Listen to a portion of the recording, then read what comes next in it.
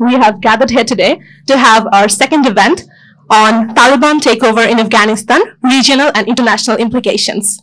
And I'd like to ask our President, Major General A.N.M. Munir Zaman, and editor of Dhaka Tribune, Mr. Zafar Subhan, to deliver the opening remarks and moderate the rest of the discussion. Thank you. Thank you, Ahuna. And a very warm welcome to you all, ladies and gentlemen. It's a distinct pleasure to welcome you to this afternoon's discussion on the Taliban takeover in Afghanistan and its implications, both at the regional scale and at the international scale. It is quite well evident that we have just crossed the 100 days mark. So it is very appropriate and very timely that we take a stock taking of what is happening there and what are its short-term, mid-term, and long-term implications. The Taliban takeover in Afghanistan not only has created a crisis, but there is a bigger disaster waiting to happen. From a security issue, Afghanistan is now turning into the world's largest disaster-prone area and a humanitarian disaster in the making. With the winter setting in, there is now food shortage, shortage of medicine, shortage of energy, and a possible meltdown economically. So such a complex emergency situation is happening right at our doorsteps, and we in South Asia need to understand the complexities of the problem in Afghanistan. For that reason, we've got a wonderful panel today to deliberate and discuss on this issue. We've got General Firdaus Mia, who is the former chairman of Bangladesh International Institute of Strategic Studies, or BIS, which is the MOFA's think tank. We've got Dr. Niloufar Yasmin from Department of International Relations of Dhaka University, and an eminent scholar, particularly on issues of South Asian security. And we've also got Mr. Pervez Karim Abbasi from East West University, who deeply understand the geoeconomic issues related to the region. So without further ado, I will once again warmly welcome you to this afternoon's session, and a few words from our co-host, Zafar Subhan. Thank you very much, General Munir. I'm just glad to get a speaking role in such an august gathering, because I come to these roundtable discussions which we are jointly convening between Dhaka Tribune and BIPS largely to learn. I think it's a really great initiative that the two organizations are putting together to really engender and foster greater discussion of this geostrategic sphere. Is mentioned by Ahuna, our first such roundtable last month was very successful, the inaugural roundtable, and I feel that this one is if anything, even more important of a subject. I think General Munir has done a good job of explaining just what the implications are and why, with the 100 days since the takeover has happened, now is the suitable time for us to really discuss these issues. And I would also suggest that while we look at the regional and international issues, one thing which I hope our discussion will also encompass today is the implications for us here in Bangladesh. And certainly, there's the question of how does the Taliban takeover impact South Asia, the region, but I think we should also ask ourselves some tough questions as to what are the specific implications for us here in Bangladesh. With that, let me pass the mic back to General Munir, and soon I think we will move on to our experts and hear what they have to say. Thank you, Zafar. Without saying anything now at this stage, I will turn to our expert panel for them to give their comments. I will request each one of them to speak for about 8 to 10 minutes, because we are very keen to listen to you, who are the real experts. Such an august gathering must bring in sufficient discussion with the audience. Therefore, we will straight go to Major General Mohammad Firdaus Mia. As I said, he's a former chairman of Bangladesh Institute of International and Strategic Studies, BISS, an organization famously known for its knowledge base, and I was proud to head that organization once. So Jenny, you have the floor for next 8 to 10 minutes. Can I stand and speak so that I can see Absolutely, them? yeah.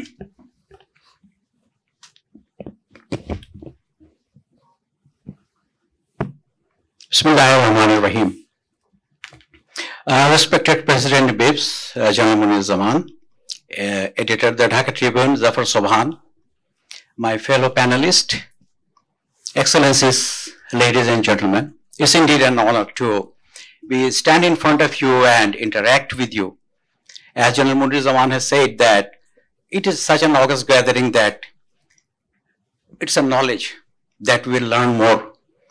When General Munir Zaman, he told me that I'll be the first speaker, I said, oh, it's such a complex subject. You talk about Afghanistan, how much we know about Afghanistan. We just know, yes, it is there. But what are the dynamics? What are the complexities of that particular place? How does it impact us? It may not be impacting us directly that we see on day-to-day events, but it has a very serious, long-term impact and effects that is looming. As the moderator has in his opening statement said that we need to take 100 as a stock that how it is faring after this Taliban takeover. This Taliban takeover, it came as a very, very big surprise. On 15th August, they took the entire world by surprise after taking over the helms of affairs in Kabul when President Ashraf Ghani fled the country, and from Islamic Republic to Islamic Republic of Afghanistan became Islamic Emirate of Afghanistan just overnight, but that also in pen and paper. But did it change things? Of course it changed things. After the pullout of this US-led NATO forces from Afghanistan, that left a very huge vacuum in its security, in its economic situation, in its financial management, in its social understanding, and many other discourses. But there was no preparation as to how this vacuum is going to be filled and how this population of about 40 million people are going to be governed. And who are these people? It is one of the most complex societies in this particular globe today. These 40 million people, they comprise of 40 to 42% of Pashtuns, about 19% of Tajik, 7% Hazaras, 7% of Uzbek, then Aimak, Nuristani, and so on. Arabs also. There are Arabs also. Thank you, sir. And they have the tribes within. So this is such a complex society that throughout the centuries, starting from Darius of Babylonia, then Alexander the Great from Macedonia, Sultan Mahmud Ghazni, Genghis Khan, the British Empire, the Soviet Empire, and lastly the US, they have all tried to venture there, but they couldn't last. Why? There must be a reason behind it. And my understanding is that all these people, they fail to understand this Afghan people. They have just failed to understand their psyche, their expectations, their humility, and their social understanding and religious beliefs. That's what is my understanding. So, after this Taliban, they took over, 20 years fighting from the mountains and the rural areas, all of a sudden they are in Kabul, in the helms of affair. Many of them has not been in Kabul in his entire life, and he is now dictating terms. And no one, as of today, no one knows that who is calling the shots. No one knows who is calling the shots. So we have serious humanitarian crisis in the making, migration issues, financial collapse, then drug trafficking, and then inter-party factions and fight in between those factions, and they are trying to settle a score at various places because there is no government, central government that has been established as yet. And how long it will take to have that in place and as a functioning machine to govern this kind of society and this war-ravaged country, that is yet to be seen. So there are many aspects of today's discussion that the other panelist was going to cover. So what I was giving is that will Afghanistan again become a sanctuary for regional terrorism? And I will discuss this thing under 3 headlines.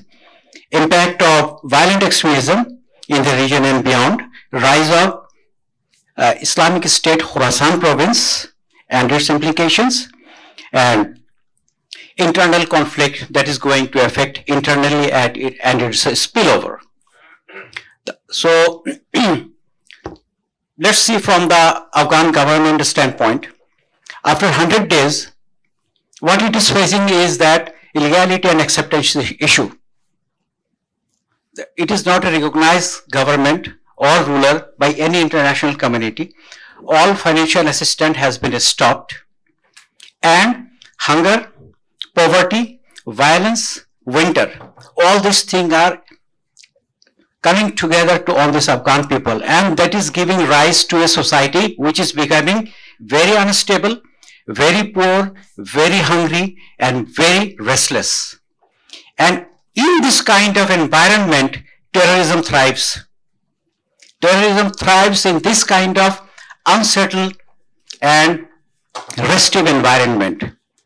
So Afghanistan is a potential ground where such violent extremism may rise and also expand. So let's now try to point out who are the main actors that might have some effect in this. The first thing that comes in mind is that Islamic State of Khorasan province. Then there are Haqqani network. Then across the border is Tehreek-e-Taliban Pakistan. Then there are Northern Alliance, and there are some other smaller groups also. But these are the main actors. The starting with that the main key actor in this area who are opposing the Taliban now are the Islamic State Khorasan province. So this is an extension of ISIS, the Islamic State in Iraq and Al-Sham.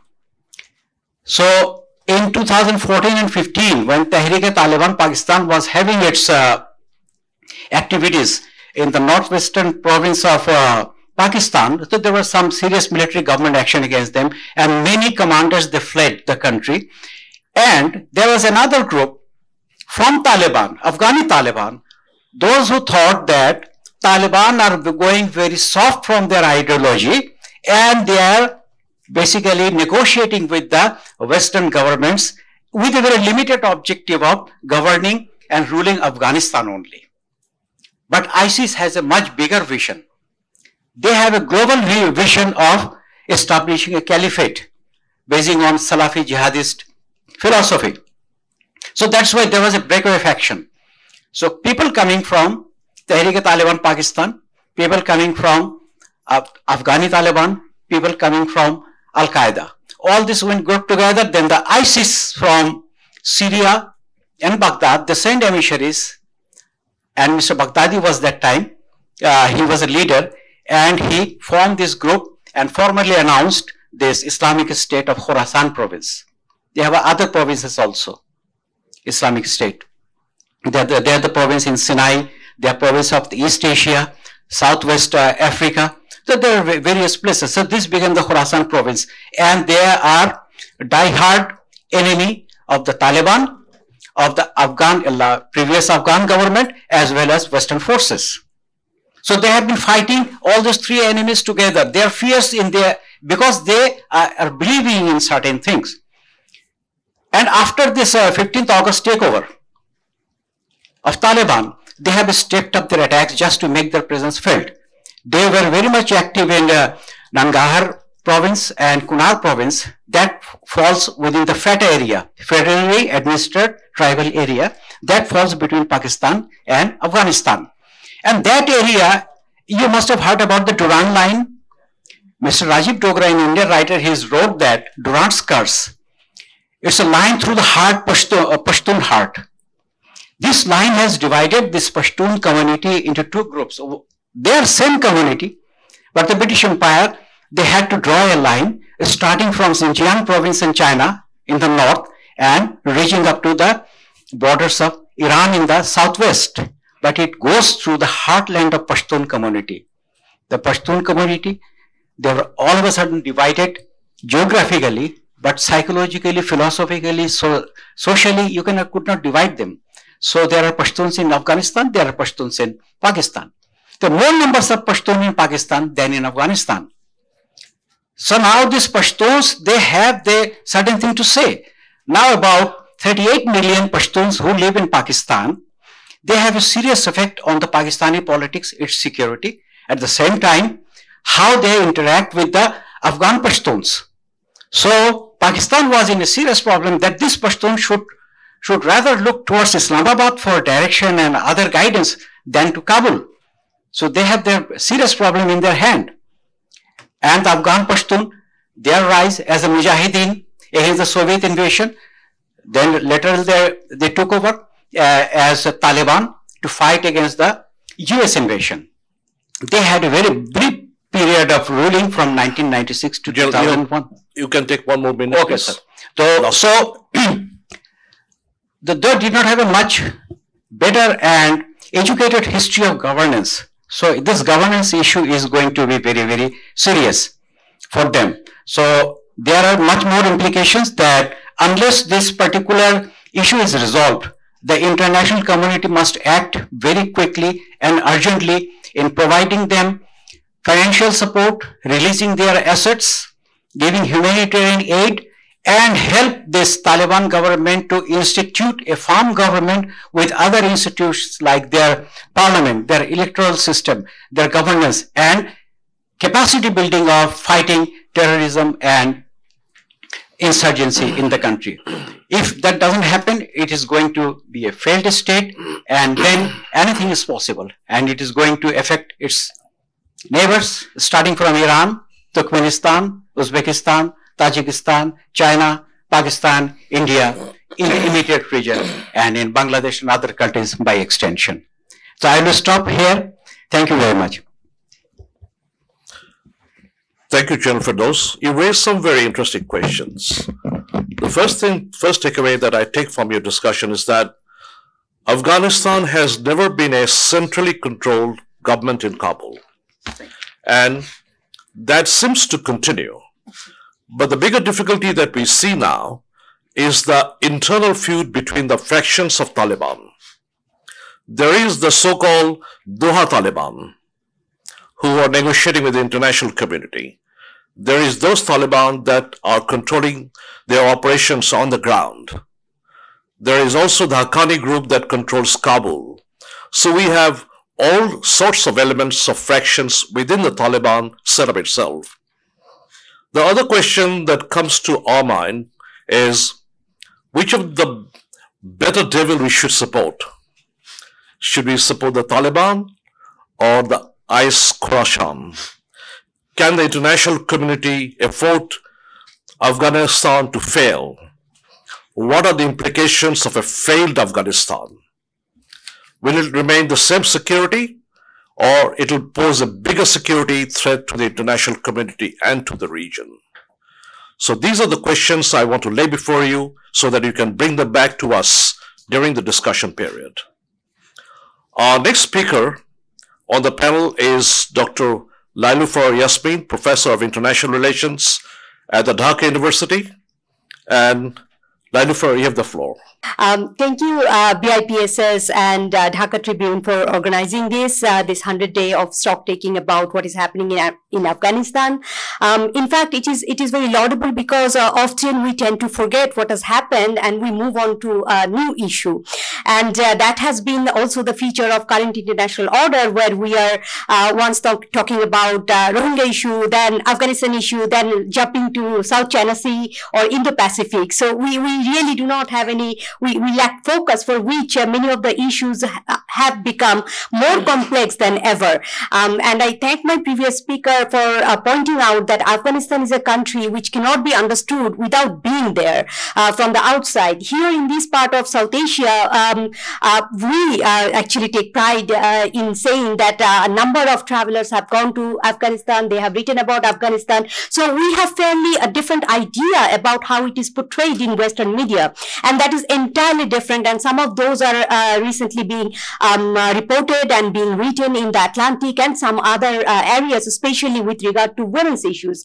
Because when we talk about women's issues, we think certain kind of attire makes women, is imposed by the Taliban, but that has been Afghanistan's cultures for over the centuries, in fact. So there are a number of misunderstood issues. Those are not really taken into consideration, and those are thought to be, imposed by Taliban, but that is how culture and religion was there. Anyway, my topic today, in fact, a little bit different. I'm going to talk about, just because I'm a woman, I'm not going to talk about women's issues. So I'm going to talk about the role of regional powers, China and its position, humanitarian disaster, and the issue of migration. And as far as I can limit within only 8 minutes of time. Afghanistan, as we all know, has 6 direct neighbors, and it affects, as my previous speaker said, that its stability and the rise of extremism or sponsoring of extremism actually affects its extended neighbors such as Bangladesh or other countries.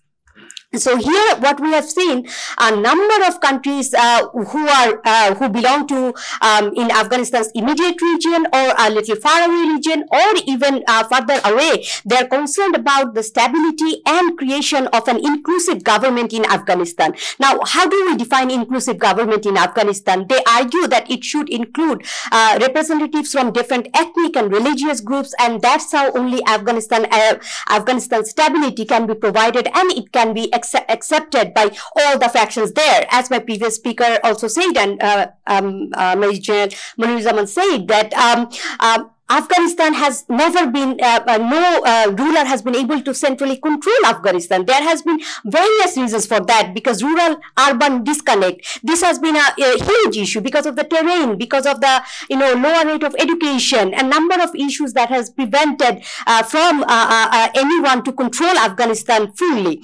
But then, when we are talking about inclusive government, is it going to be on the basis of a democratic norm, or is it going to be in a different kind of representation? That is still to be seen. So one of the first meetings of foreign ministers of China, Iran, Pakistan, Tajikistan, Turkmenistan, and Uzbekistan took place in early September. This was first meeting that took place to decide on how to ensure Afghanistan's stability. But interestingly, it is the external actors and their ideas are being channeled there. Then very rightly pointed out, we actually do not know who is controlling, who is in the central command of Afghanistan. That is a major, issue behind any UN recognition or any other country's recognition, because so far 3 countries, Pakistan, United Arab Emirates, and Saudi Arabia, has provided formal recognition to Afghanistan. But other countries are willing to work with the Taliban-led government, but they have not provided any formal recognition. Then the second meeting took place in October 27, where Iran, China, Pakistan, Tajikistan, Turkmenistan, Uzbekistan, and Russia joined, and they again called for establishing an inclusive and representative government. Now, interestingly, November 10, there was a Delhi Declaration. Now, because of India-Pakistan's diplomatic spat, in 2 of the meetings, India did not participate, and in the November 10 Delhi Declaration, Pakistan did not participate. Although, when India is planning to send wheat and some other crops and other assistances to Afghanistan, Pakistan has agreed to provide sort of a route to provide all those humanitarian goods. So Delhi Declaration also called for, because India's extended West Asia policy, Afghanistan is one of the key region. Not only that, India's access to Iran also depends on its relationship with Afghanistan. So a number of diplomatic activities we have seen happening in terms of regional powers and extra-regional powers, trying to argue, trying to sit together, trying to settle and talk with the Taliban-led government about how to establish some semblance of normalcy in happening within Afghanistan. In terms of Chinese role, we know that how China has been trying to sort of mobilize its internal crowd as well as external crowd so that Taliban-led government receives international recognition. So China, ORF, Observer Research Foundation, very interestingly pointed out that China's policy can be articulated as being from calculated indifference to strategic engagement gradually with Afghanistan. So this was a very interesting way of pointing out what role China is playing.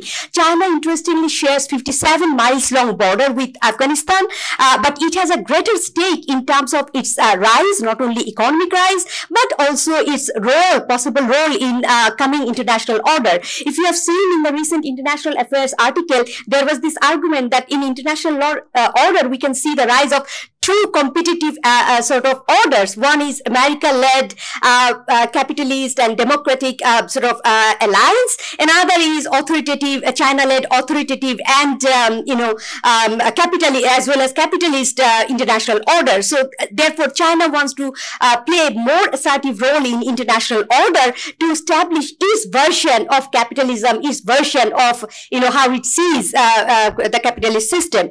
Primarily, China is led by two particular reasons for its engagement in Afghanistan. There are various other reasons, but I'm just emphasizing on two particular issues. Number one, Uyghur Muslims in the Xinjiang province who have ethnic and historic ties with Pakistan and Afghanistan and other, Muslim-dominated sort of countries. And then number two, threat from Islamist terror groups that may emerge to China and to CPEC, China-Pakistan Economic Corridor.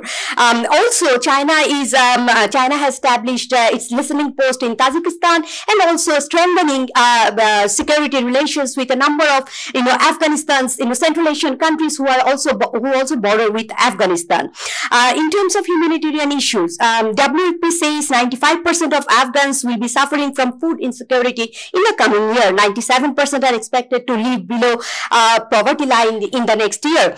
So a number of countries, they're trying to engage with Afghanistan via different international organizations such as UNDP, WFP. For example, South Korea recently has pledged $32 million via different international agencies to provide for humanitarian relief. A number of other countries, for example, United States of America and other countries are also coming up with such pledges. Although United States is not has declared that it will not release Afghan government's asset to the Taliban-led government, obviously because it has not recognized this Taliban-led government.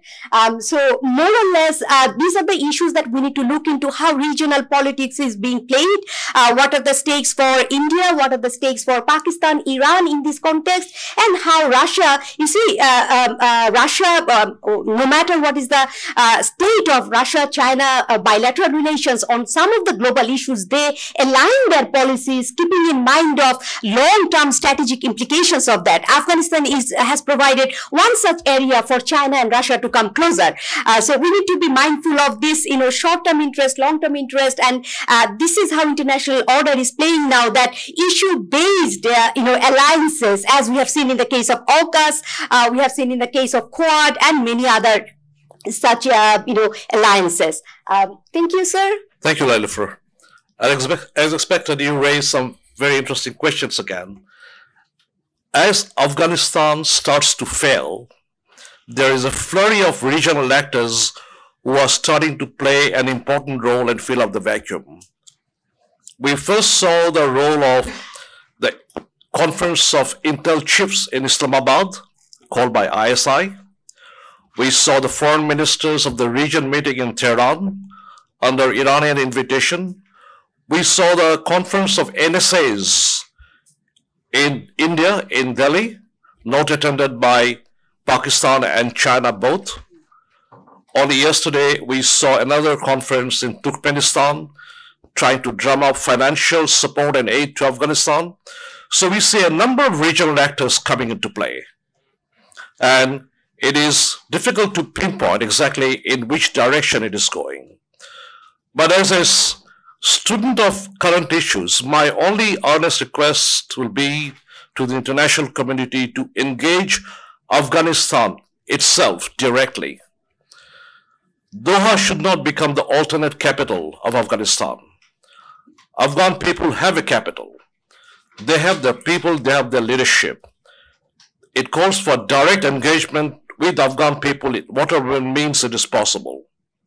It's such a pity that a country that sits on $3 trillion of known mineral reserve is going into a state of starvation. And we as members of international community must take stock of everything and analyze exactly how we are living them. And these are the pertinent questions and issues which will be directly addressed by our next speaker, Pervez Karim Abbasi, a known scholar of geoeconomics from East West University. Pervez, you have the floor. Yes, I think you have set the floor very nicely. Because of paucity of time, I'll just go for the jugular. The first thing that over here is that I'll give you an outline of what the presentation will be within 10 minutes. First of all, I'll give you a very compressed snapshot, which has already been covered by Professor Lailofer Yasmin, about the economic condition of Afghanistan. Number two, I'll be focusing on the geospatial and geoeconomic politics surrounding Afghanistan, especially with this, as General Munir had rightly mentioned, $3 trillion worth of mineral reserves.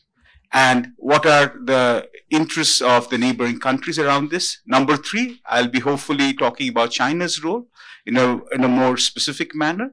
And if time permits, I will also try to talk about what are the repercussions for Bangladesh, directly and indirectly. So, wish me luck. Now, one thing we forget that when America actually stormed into Afghanistan, and I'm focusing on the economic indicators. The income was around $900 per capita, but by 2020 it had risen to $2,100.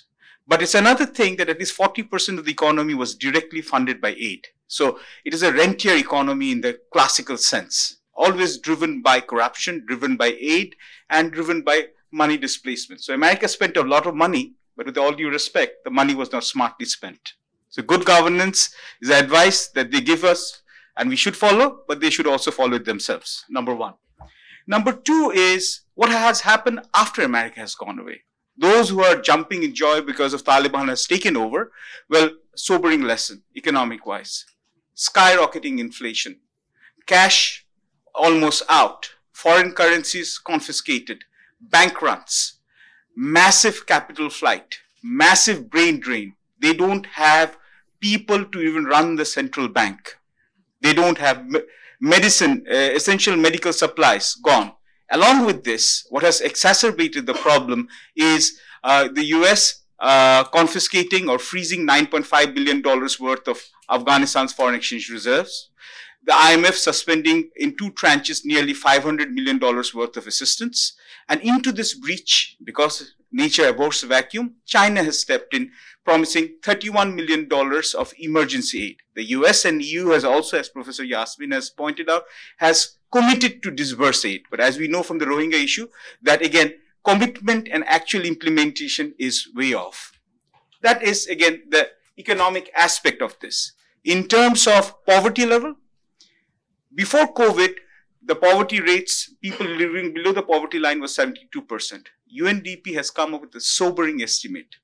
By next year, 97% of the entire population of 38 million people would be living below the poverty line. That's the economic snapshot. People, countries will pursue their own cynical motives, but that is unfortunate. Tell it to the poor ordinary Afghan who's caught in the middle. He won't understand, or she won't understand. That's the first part. And of course, there's 2.6 million refugees in 3 of the countries, Pakistan, Iran, and Tajikistan, and nearly 400 million internally displaced people. With this kind of volatile situation, it's almost ridiculous to talk about the $3 trillion worth of reserves. We always talk about the $3 trillion worth of reserves, but what is it actually about? And now I'm going to give you a small breakdown. I won't bore you with all the details, but what is basically, what do we mean by the $3 trillion worth of reserves? And again, the US Geological Survey came up. Soviet Union actually came up with a lot of surveys in the early 70s, and also it was later on reconfirmed with the Afghanistan Minerals and Petroleum Ministry. Now, 4 or 5 facts. Number one, Afghanistan, by conservative estimates, contains 2.2 billion tons of iron ore. It has the top 10 iron reserves, proven iron reserves in the world. Where can you find this?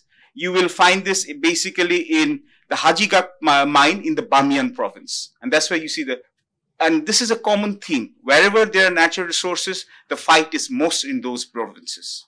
Number two, you have 183 million tons of aluminium. Iron and aluminium are the most extensively used metals in the world for industrial production. Again, where do you find this? Badakhshan and Kandahar. No wonder the Taliban was fighting tooth and nail to get control of those provinces.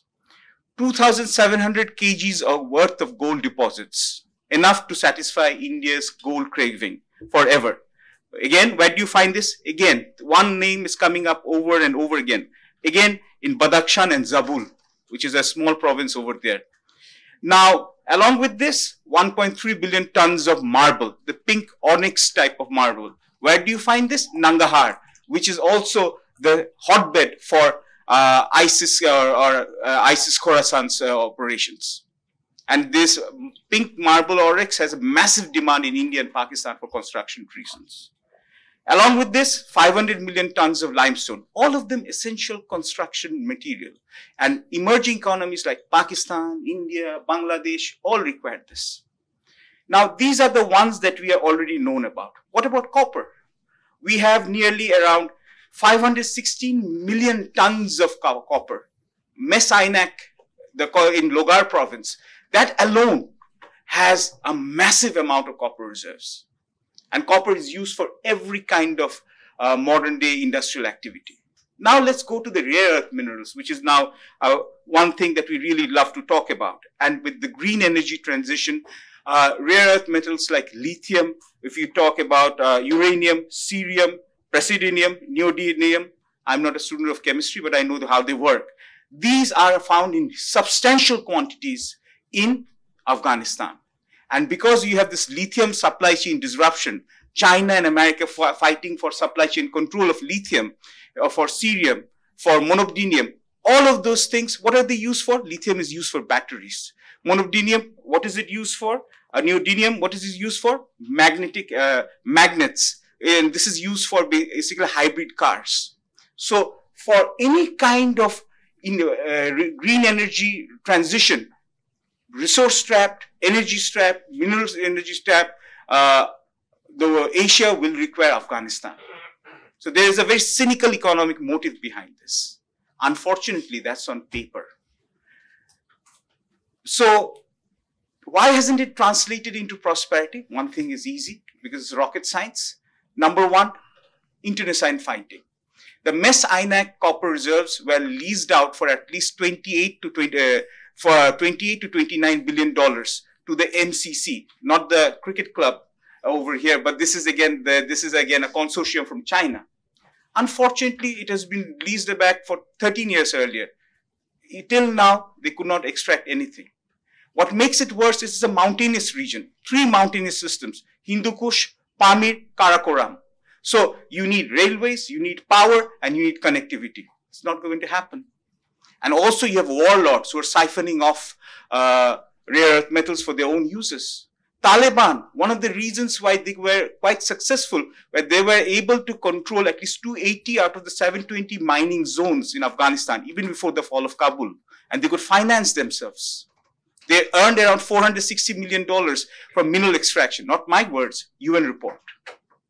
That's the second part of the report.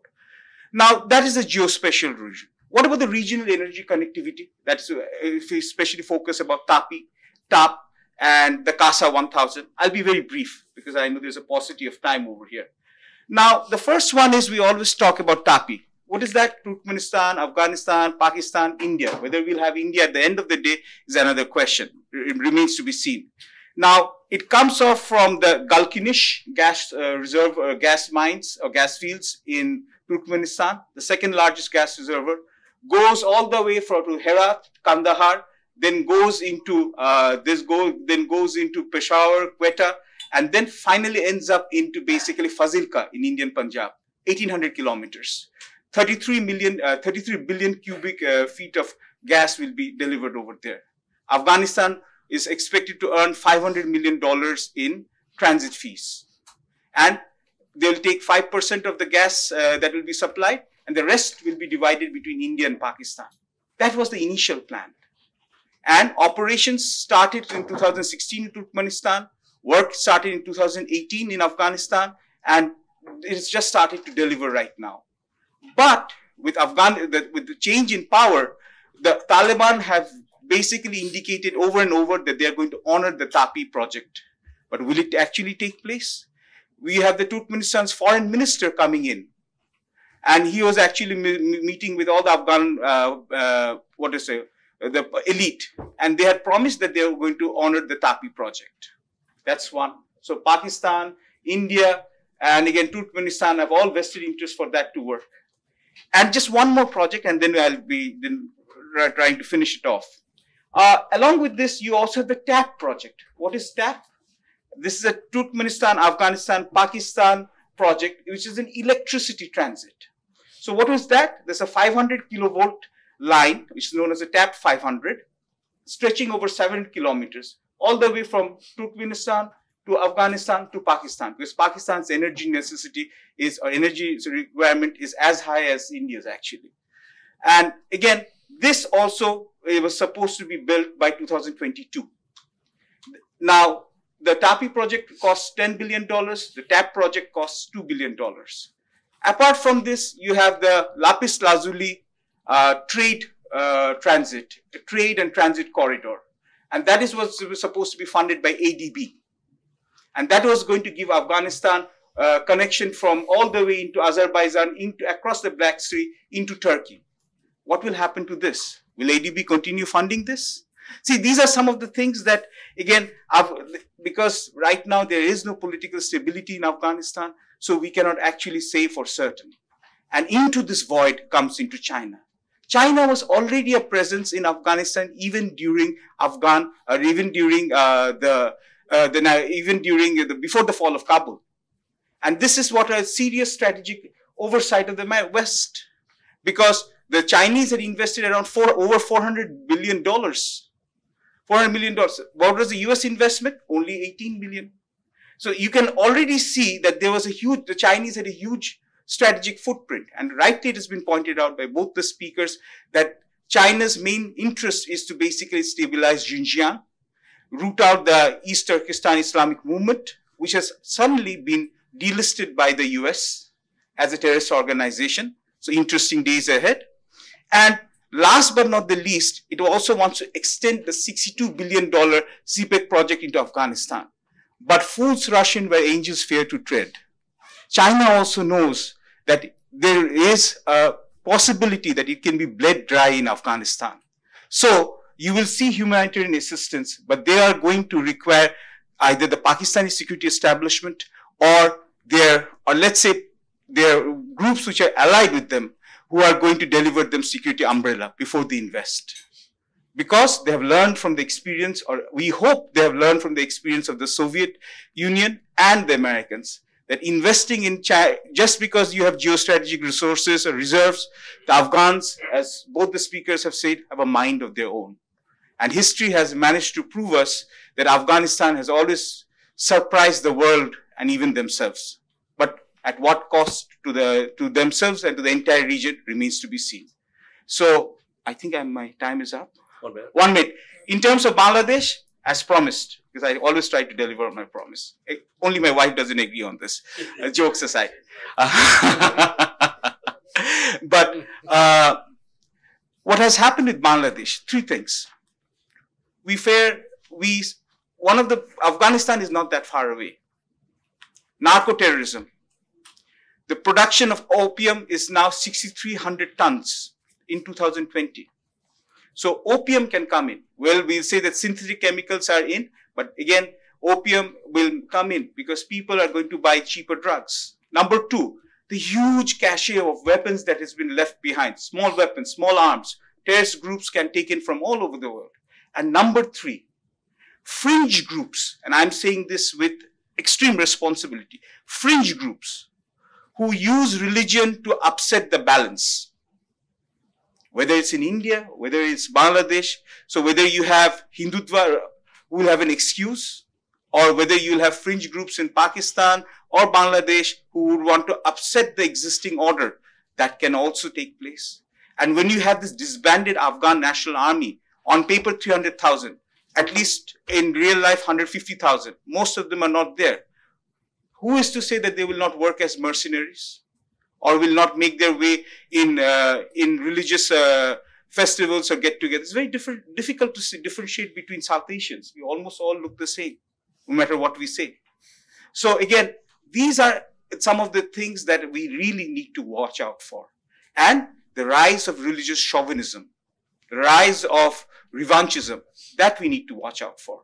And the rise of the victory of the Taliban, incomplete victory of the Taliban, might send the wrong message to many people who want to misconstrue the message in the first place.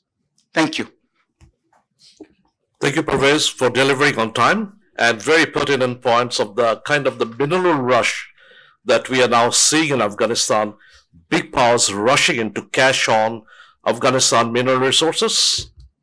Afghanistan is also a source of export of 3 other unwanted commodities. One is the instability in Afghanistan can reach other countries. Second is VE or violent extremism will reach other countries, not only in the region, but externally. And the third is drugs.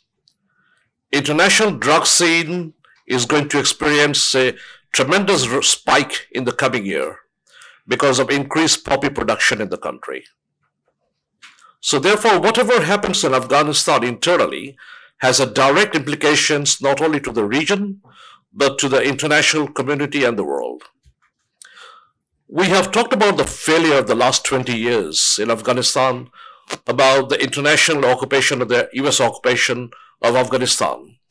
But what we have overlooked is the internal successes that was inbuilt into the system of the 20 years of occupation. In the last 20 years, we also saw a rise of a vibrant Afghan civil society. We saw revival of women's education, empowerment of women. We saw a fair degree of free press and a vibrant press, both print and electronic media. We saw Afghanistan's culture coming back into the fore. Those are the strengths of Afghanistan that must be caught and consolidated. We cannot let it waste. If we want Afghanistan to survive and succeed, then these are the elements that must be taken into consideration and they should be strengthened before they are completely lost. We also need to see the very positive role that can be played by its neighbors, particularly Pakistan, Iran, Central Asian countries, also to some extent India, and certainly an emerging role of China. Afghanistan should not become the battleground for big powers to play. The battle should be for Afghan people, and that is our hope. With that, we will now open the floor for your comments, questions, and a discussion point. Dhaka Tribune has very nicely agreed and will bring out a supplement with all the proceedings, and it will be reported in the press. So please ask your questions and give your comments. Raise your hand or just indicate to me that you would like to ask a question. I'll give you the floor, and please introduce yourself briefly when you get the floor. Can I see the show of hands? We will start first with the ambassador of the Palestine. Sir, you have the floor. Assalamu alaikum, everybody. Good evening to all of you. It's really an honor for me to be among these dignitaries and those people who are really professional in their work. I really highly appreciate what the 3 speakers said. And my question is to you, sir. Do you think we, as Asian or as the regional countries around Afghanistan or the OIC countries specifically should help the Taliban, encourage the Taliban to be more and more modernate, encourage or advise Taliban how they should run their country, give them assistance, financial assistance, medical assistance, all kind of assistance, or should we abandon them? And what if we do the first? What will happen? Or what do you expect if we stick to the last one, wish to abandon them? Because as you just mentioned, in the history of Afghanistan, no one was able to rule this country. No one. Because Afghanistan, the Afghan people, or the culture of the Afghan people, they reject someone to dictate them. They don't accept that. As Dr. Yasmin saying, that we also misunderstood one thing. It is in the culture of Afghanistan, treating women the way Taliban is treating them. It is not Taliban. It is the culture of Afghanistan. It is only during the American, when they were in Afghanistan, they wanted to present the model of the West and inject it into the Afghan culture, which will be rejected, as you know.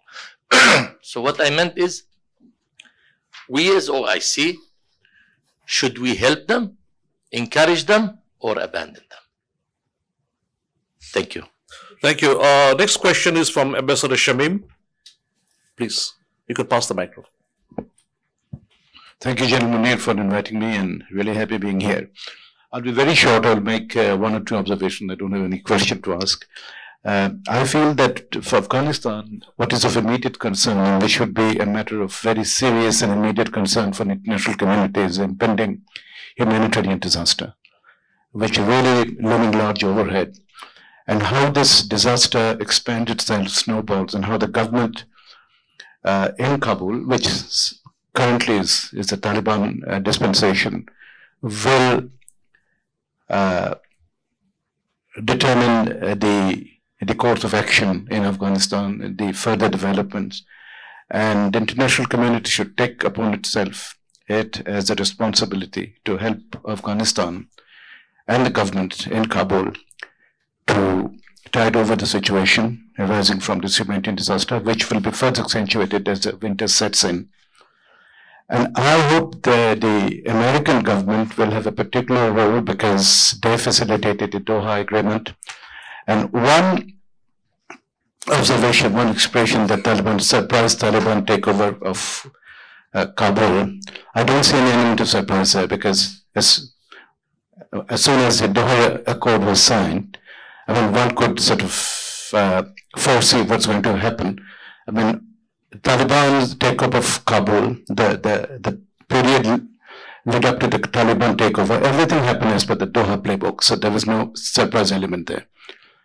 And I would pick up one point made by Professor Larufar about 3 countries having recognized Afghanistan worldwide. I don't know which those 3 countries, but I particularly remember you mentioned Pakistan, but I'm not sure if Pakistan has been well recognized, Afghanistan, the government.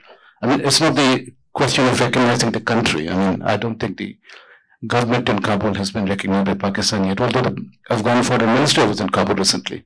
Thank you. Thank you. Next question is from Brigadier Azaz. Thank you, sir. Brigadier General Azaz. I was the former defense advisor in Pakistan and Iran. The both the countries very closely related to Afghanistan issue. Thanks to General Munir sir and the Dhaka Tribune and the distinguished panel for an excellent talk. My small statement and followed by a question. The Taliban before takeover and after takeover, is there any significant change? To my understanding, a chaotic situation is still prevailing. The American pullout and disaster thereafter in the airport, and the American intelligence saying that it's their failure to assess the situation. In that case, what can be the next expectation in forming the government? I personally feel that till now, what we have followed, the government, the interim government is doing, their stubborn attitude and the aggressive attitude towards the women, and even towards the cricket team, the T20 cricket team playing in the World Cup, whether they are sponsored by the country or sponsored by an individual, that is not yet clear. So stability in Pakistan, the Afghanistan is really a big question to all of us. I personally feel that it's not the big power coming from the thousands miles away, but it's the immediate neighbors like Pakistan, Iran, and India, and China has to play a big role to stabilize this country. And so about Bangladesh, the internal situation is absolutely okay, but we should not be complacent because the Taliban have their followers and the sympathizers, and we should be careful about their activities. Thank you, sir. Thank you, Azaz. All right, sir, you have the floor. Please introduce yourself. So I would like to thank the organizers for organizing this very interesting conversation and for the insightful views which have been presented. This is Jahanzeb Khan. I'm the counselor from the Pakistan High Commission in Dhaka. I would like to present some comments which would basically be outlining Pakistan's perspective and Pakistan's position on the situation and how Pakistan views the evolving developments and situation. At the very outset, I would like to mention that Pakistan has long-standing, deep-rooted historical, cultural, religious, ethnic ties with Afghanistan. And apart from Afghanistan, the only country which has suffered immensely, apart from Afghanistan, that would be Pakistan. Pakistan has suffered an economic loss amounting to over $150 billion. Pakistan's security forces have rendered tremendous sacrifices. Pakistan's security forces have lost more than 80,000 personnel in the fight against terrorism. And I mean, the social impact and the economic impact of all this campaign, that is, I think, beyond discussion right now. So Pakistan has a legitimate stake in promoting stable and peaceful Afghanistan. And I think in that respect, I would like to offer our perspective to this august audience. So needless to say, Afghanistan has gone through a fundamental transformation.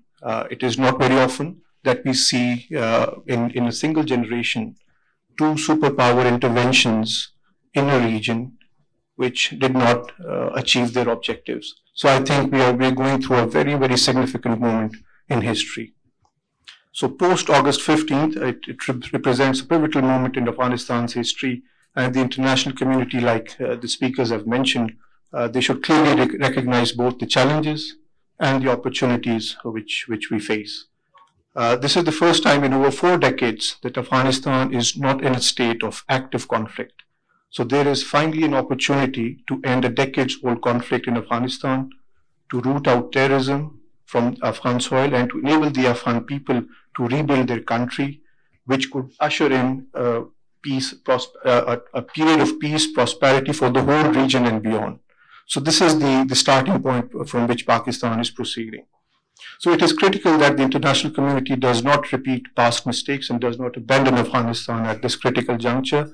Recently, at a meeting of the United Nations Security Council, the UN Secretary General's Special Representative for Afghanistan has warned that to abandon Afghan people now would be a historic mistake, and I think we fully acknowledge the gravity of the situation. So the regional countries and the international community must therefore engage with Afghanistan for 3 main objectives: consolidation of peace and stability, promoting economic stability, and decreasing the space for terrorist groups inside Afghanistan. A peaceful and stable Afghanistan will be a win-win situation for the country and all regional states. It will lead to an integrated and connected region which can serve as a bridge connecting Central Asia and the Arabian Sea, thus offering immense economic opportunities. Additionally, there are a number of connectivity projects which I think have been rightly mentioned by our colleague, Mr. Parvez Abbasi, which are in the pipeline. I would just like to mention CASA 1000, the TAPI, which has already been mentioned, and I would like to add the Pakistan-Afghanistan-Uzbekistan Railway project, which is in the pipeline. Additionally, the China-Pakistan Economic Corridor can also be extended to include Afghanistan. Now let me come on to the challenges. So if you please keep it short. So we can go to I'm sorry, I'll just wrap it up. The immediate challenge is the dire humanitarian and economic crisis in Afghanistan, which has been raised by almost all the panelists here. According to the UN, the country's GDP has contracted by about 40%. Almost half the population faces a crisis emergency situation of rising food insecurity. I won't go into details. The UN agencies, the UN and its organizations are doing a tremendous job. And according to the reports we have received, they have been commending the cooperation which has been extended by the interim government in Kabul. So it is critical that at this juncture that the international community provides humanitarian assistance, including through release of frozen funds. And I would like to point out that the UN Secretary General has also recently mentioned that the humanitarian assistance to Afghanistan must be unconditional. Just a few words on Pakistan's approach towards promoting peace and stability and economic development. Pakistan initiated the platform of the 6 neighboring countries plus Russia, which has met twice, as been informed, and the next meeting would be held in China early next year. The aim is to promote a regional consensus on steps to normalize the situation in Afghanistan, especially through economic integration and connectivity.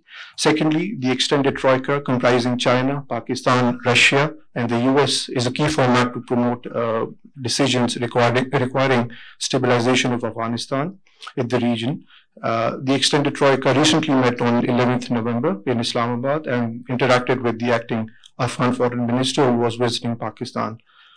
So the process of engagement, as we see, has with the government in Kabul has led to progress towards the objectives and expectations of the international community. We believe they should be continued and intensified. And I thank you very much once again. Thank you. Next question. Sir, you in the corner, you have the floor.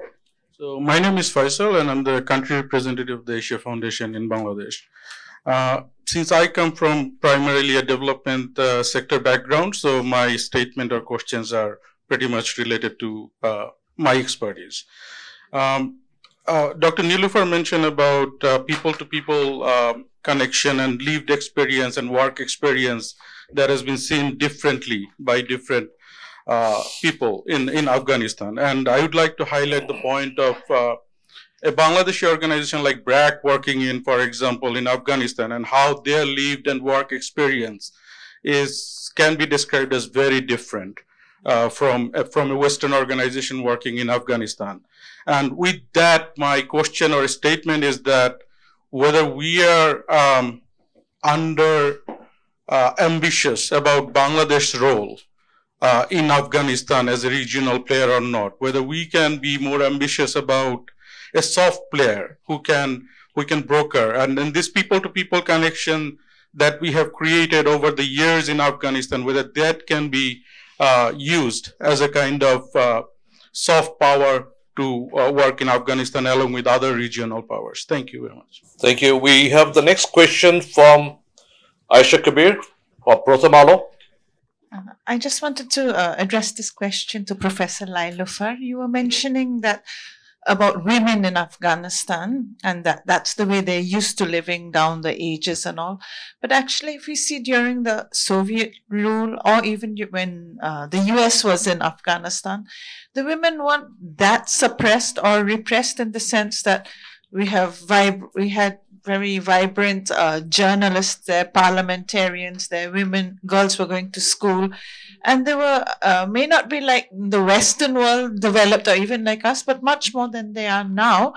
And now with this Taliban takeover, I can't help but being cynical about the position of women there, because we've seen films of what's happening there. Girls are stopping going to school. Many of the journalists, women who I know, have had to flee from Pakistan, including some parliamentarians. So I think perhaps we shouldn't be so complacent about the women's situation there. And General Firdaus, you were mentioning about, giving full support and assistance and help to the Taliban government, which I understand, which is needed for the people of Afghanistan. And here I want to say that normally we are very critical about the Western world. When they give assistance, they always attach conditionalities. Perhaps since they have that tendency, could they also latch on some conditions, human rights conditions, women's rights conditions, education conditions, to their assistance for Afghanistan? Thank you, Asha. Next question, sir, you have the floor here. Thank you very much, General. My name is Forrest Cookson. I'm an American, but I want to be clear that I have absolutely no connection with the American government, nor do I feel very, very pleased with its behavior. On the other hand, I think that one ought to be a little bit realistic about what is happening.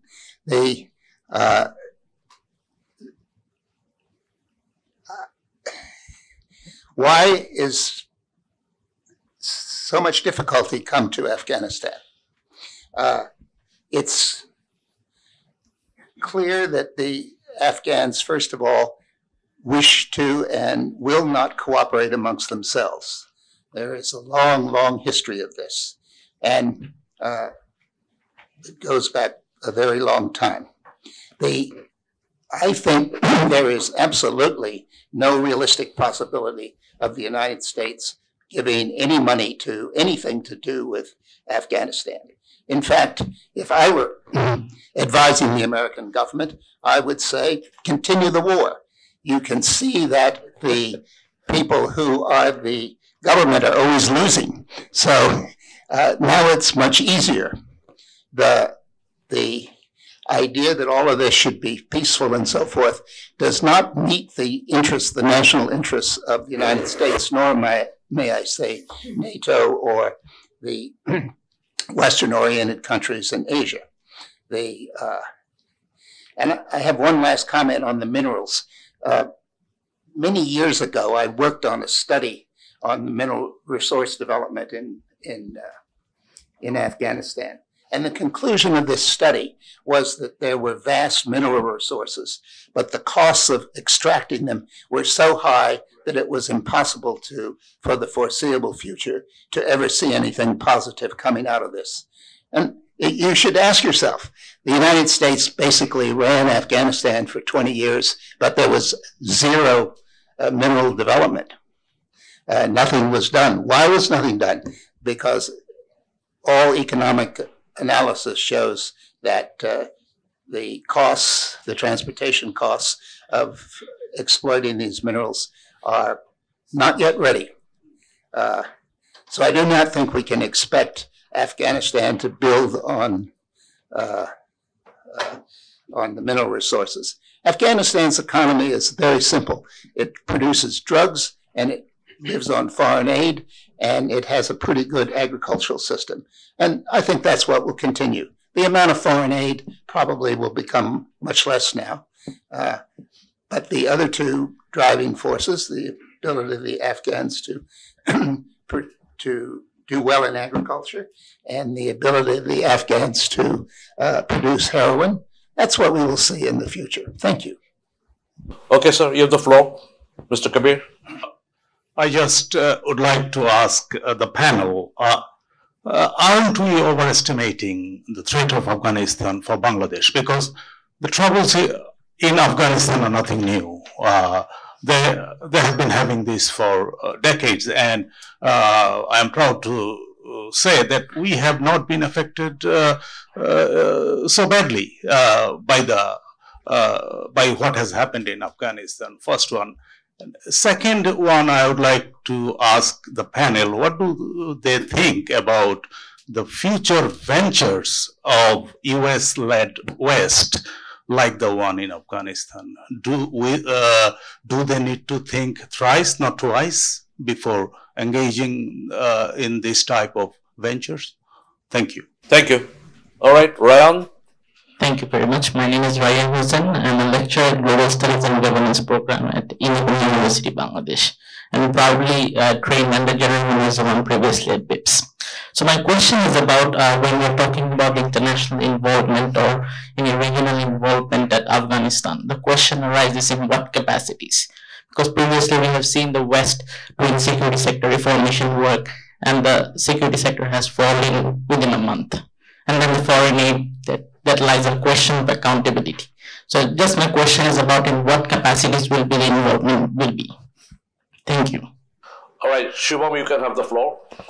Thank you, sir. So I'm Shubham, and I'm an intern at the organization, and I'm currently 4th year at the University of California, Riverside.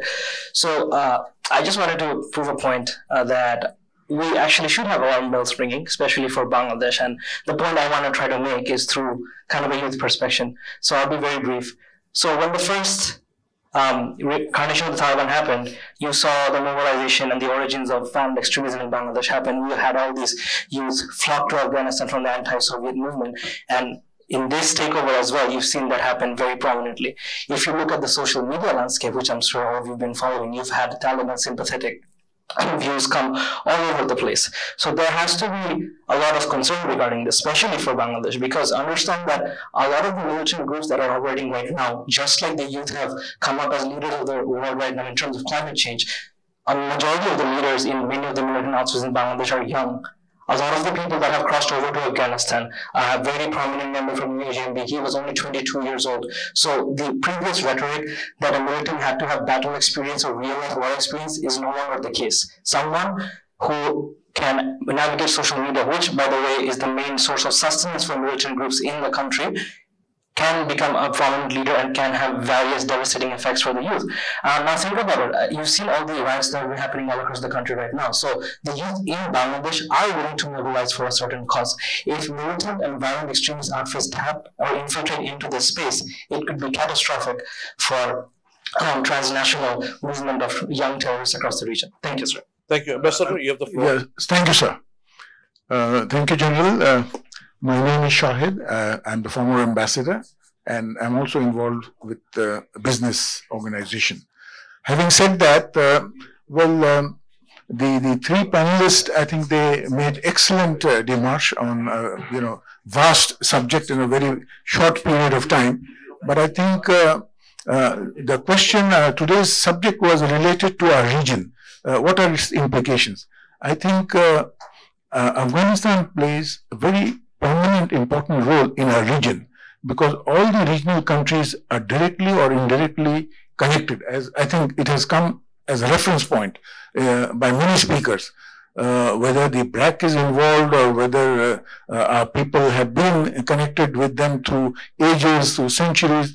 Even if you go into Rabindranath's famous Kabliwala, you will find the story of again the Afghans who was sort of selling, fruits, very well-known fruits in this part of the world, in our part of the country, and the story is still, I think, known to all of us. So the connectivity, even if you go down to beyond Bangladesh, I don't want to go into detail in that, there are good numbers of Afghanistans living. My question is, in the last 20 years, the US involvement has brought about a lot of important changes. This did not find its way, and we have been hearing the reasons. But the question is, I think there had been a very sudden abandonment. They abandoned it without taking into cognizance of what exactly they could have done. It was just, I don't know whether to call it a fatigue syndrome within the government, the previous government and the present US government, to say that enough is enough, our problem has been resolved, so we must move out.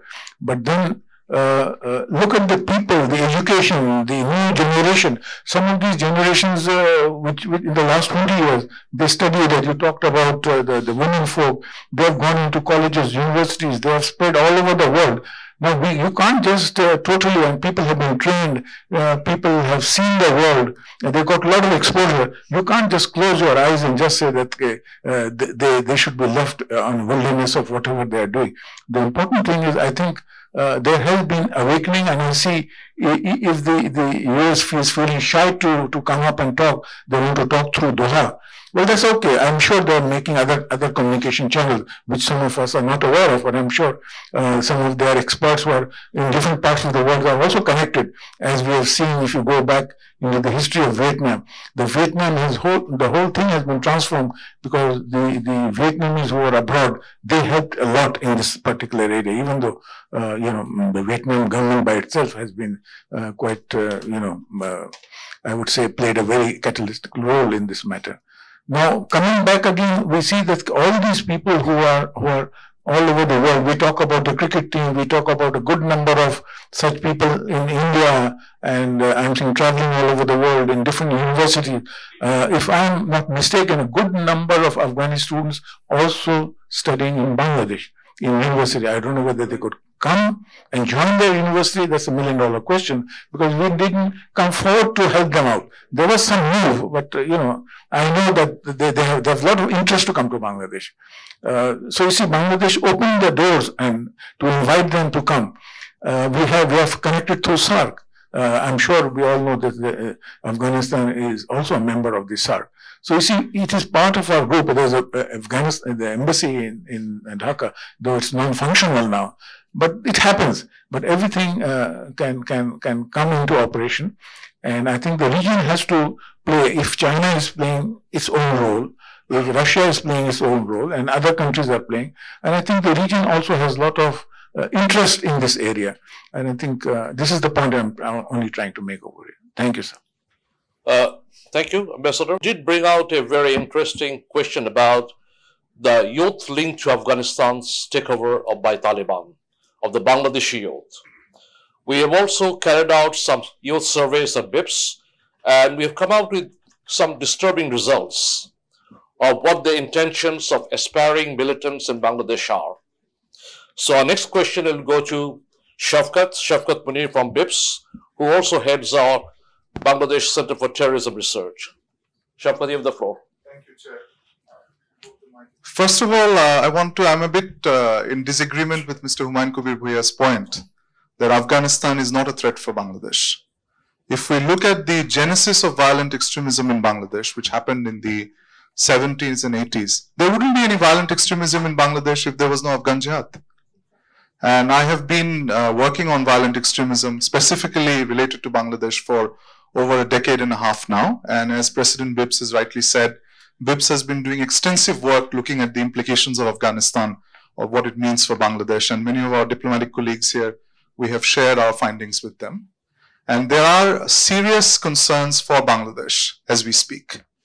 It is a testament to our CVE approach in Bangladesh that so far we haven't had any problems, but we have to be very careful that Afghanistan doesn't once again become a safe haven for international militant groups, which some of our panelists have also alluded to.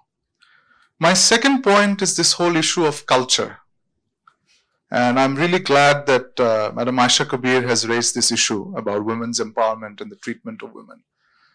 I don't think we can necessarily hide behind the cloak of culture and say this is how Afghan women have been treated, so it was a Western imposition. Afghan women during the Soviet occupation, or even before that, during King Zahir Shah's time, they had a very advanced society. If you read some of the essays that have come out about Afghanistan in the 60s, it was way more advanced than many other countries in the South and Central Asian region.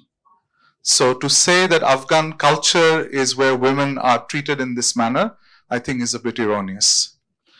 Also, we have a lot of so-called intellectuals in Bangladesh commenting that there is no way Bangladeshis can go to Afghanistan, particularly with relation to violent extremism. But our history shows that Bangladeshis have gone to Afghanistan even before Bangladesh became independent. Even during British India, people have gone to Afghanistan. So that's a reality. So we should be observing the situation in Afghanistan very closely, because I would again argue it has significant national security ramifications for us. But since I have the mic, I want to take the opportunity to ask a question, particularly to Mr. Pervez Karim Abbasi. What about the role of Russia? Because I don't think that has been explicated enough in the comments here. Because we see Russia making a comeback in Afghanistan. So what implications will it have for Russia? And especially Taliban's comments about the Chechen rebels. Is that a reason for Russia to worry or not? Thank you. Thank you, Shafkat. Our next question is from Brigadier Ghias, who is also former Bangladesh ambassador to many countries. So you have the floor. Thank you, Chairman. I lived around Afghan border in Pakistan as a soldier, officer, military officer. So I've seen their lifestyle and all quite a bit. Here I'm trying to go back to past. Afghanistan has been a country always remain independent. Many big countries tried to occupy them, rule them, they failed. You know that very well. Today we are discussing Taliban. Afghanistan becoming Taliban, we should sort them out. That sort of attitude everybody is having now. But these people could be a good people. They're very honest people, straightforward, what I have seen being there. I've been commanding the Pathan soldiers, a group of these Afghans, the excellent people, easy to command, easy to make them understand. Now, if we just keep on harping, even like Americans or some other countries that treat them harsh and they will be coming to the line. They're not the monkeys. You should think, how can we bring them to the main stream of life? We have rich people around, superpowers are there. They don't think of that way. They are now starving. I've been to their areas. If you see, you'll not believe how they live. They don't have a house. In winter, the way they live, you'll cry by seeing them in the border. I've been going inside, saw them. It's a sort of tribal society, basically. And even today, they rule the people through Zirga. I don't know how many of you know Zirga. And Zirga are the one head, and they are asked to, what happens in Pakistan, many people do murder and all that, they go to that site. And what they hide somewhere. So Zirga, there's a tribal head. Through them, they, rule them. They tell them, take this boy out, he has murdered and all. But they're not a complicated people. The way we are talking, why Taliban? First of all, you must know, they're very religious by nature. I'll tell you, when I went to the battalion, these Pathans, first thing I was told, never tell this people, a beghairat admi hai, shameless fellow. He will either kill you or he will commit suicide. So much of self-respect they carry with them. So we all the time, Taliban, don't think. Even today, see the statement of present leader. He said, I am going to change. And we have been putting one thing all the time, you are a bad man, you are Taliban, you are going to, it's not right. I don't know how many of you have traveled through their land. If you travel through that territory, you'll see a man just grazing his sheep or whatever animal, but he has got a rifle at his back. Everyone carries a rifle. That is their aim, to have a rifle. He doesn't have anything in his body, maybe a small shirt or something, but he carries a rifle. That's his symbol of his pride. So you have to understand them. I don't think people have understood. British went there from 19th century to 2000th century to 21st century. They all failed. If you go through that, how many places they have been ambushed and killed? Many of these people have been killed during that period because British tried to rule them. They failed. But later on, all great superpowers went. We must try to understand them first. That's my attitude. That's what I thought of. And if you start all the time, Taliban, they'll become more Taliban. So we have to take it off from our head, especially superpower. Now somebody says, blast them, finish them. You can't finish the society like this. So this should not be our attitude towards Taliban. And we should try to get closer to these people. Their government now, I think he's more, the present leader, his today's statement, yesterday's statement, he's very favorable. He's saying, I'm going to let women work, women educate. A group is always there. In our country, we are mullahs, but don't start thinking that they fail. So my the suggestion is that don't start talking about only Taliban, but get them to your fold. Let Pakistan, India, all these countries, Muslim countries, they are a bit too much religious by nature. So you should respect their way. But Taliban is what? They want to do Muslim, Islamic culture or something, Islamic government. So we avoid that. But get them nearer. All these countries, all the countries around them, they should be used by superpower to get them into our fold. So that's my suggestions. We should shake off our attitude towards them, and that we may do better to the Taliban and to the region itself. Thank you very much. Thank you, sir. Our next question is from Mariam, Egyptian Embassy. Thank you, General Mirzan. We have discussed almost all the sides of the Afghani case here, but we did not discuss what can be the regional response when it comes to the organizations of the region to deal with the how can I say it, the security threats that the Kabul situation might impose in the moment, especially that Bangladesh is member in the BIMSTEC and in the SARC. So what will be the initiatives in the future so that we can deal with the security situation in Afghanistan? I can see that there is a confusion when we come to see the Afghani situation currently, because we are used that if there is a foreign power pulling out of a country, usually they give them finances, they intervene in the restructuring of the country. So that burden is now left for the regional powers. So besides from the talks happening between the trios between Pakistan, China, and Russia, and the rest of the group, what are the vision of the region? What is the reaction? What is the steps, the next steps to deal with Afghanistan and prevent the repercussions on the other countries? Thank you. Assalamu alaikum. I am Abu Rushd from Bangladesh Defense Channel. I'm the editor-in-chief. We, as a Muslim, we are very fed up listening these few terms: Islamic terrorism, these Talibans, these terrors, we are calling these Mujahideens, these terrorists. From 1979 onwards, we have been listening this. We are fed up with this because, as a Muslim, I feel ashamed. When a Christian commits a crime, you don't blame Christianity. Look at that lady, he is putting on hijab. My daughter is sitting there, she's not putting on hijab. She's putting on a Western attire. Before 1979, when Soviet Union went for this Afghanistan, before then there was no such terms in the world. Islamic terrorist, Islamic terrorism, jihadist. After that it came up. President Reagan invited the Mujahideens at White House, and he discussed the king. He declared jihad, and from Bangladesh alone, so far I can recollect, I was in army that time. There was a question during my promotion exam in 1987 about this Afghan, how many Mujahideens went there and this and that and so forth.